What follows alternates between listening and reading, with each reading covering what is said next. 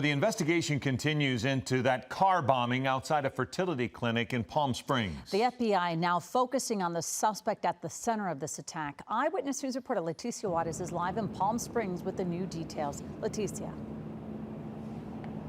Well, here's the latest that we are learning. According to the Desert Sun, which is a local paper here in the Palm Springs area, American Reproductive Centers says it will reopen at a temporary location in the area. Now, I've reached out to the fertility clinic and have not yet heard back, but as soon as I do, I'll definitely bring that to our viewers. I can tell you that by the scene for here, you can see it's very active. Since Saturday, FBI has been on scene along with ATF and other law enforcement as they continue to collect evidence and probe the mind of the suspect they say is responsible for this deadly explosion. A deadly explosion rattled residents in Palm Springs Saturday morning, the blast sending a wave of damage over the area. I just arrived from vacation last night and I came in and as you can see the damage. The windows to Belen, Florida's vacation home were shattered along with her neighbors, but steps from her door, this is the scene with federal investigators continuing their probe into the suspected bomber Guy Edward Barkas. The FBI believes the 25-year-old is responsible for one of the largest bomb scenes in Southern California history. A witness describes the moment the bomb detonated. It was a pretty crazy explosive. You could definitely feel it.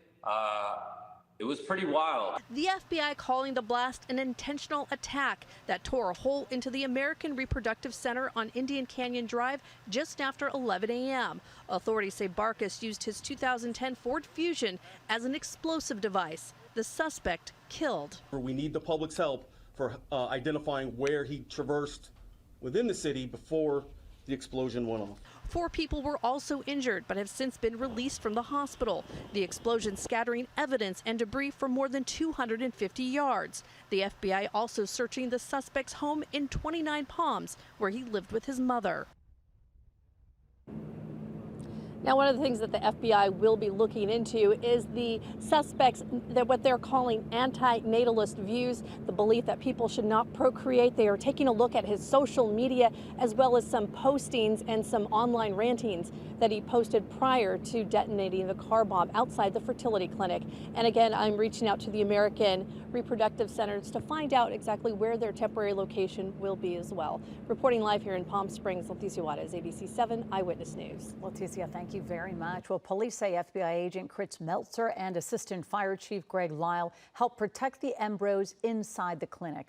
The police chief telling ABC's Kana Whitworth how the two risked their lives to save them. The building was at a point where they didn't know it was going to collapse. They went in anyway to make sure that the embryos were safe, that their electricity was still on, and they hooked it back up to make sure. The police chief says they also retrieved medical records, so treatment could be given this week to couples hoping to have a family. Stay with Eyewitness News for continuing coverage of the Palm Springs explosion. You can also find the latest updates on our website, abc7.com, and on our streaming platforms.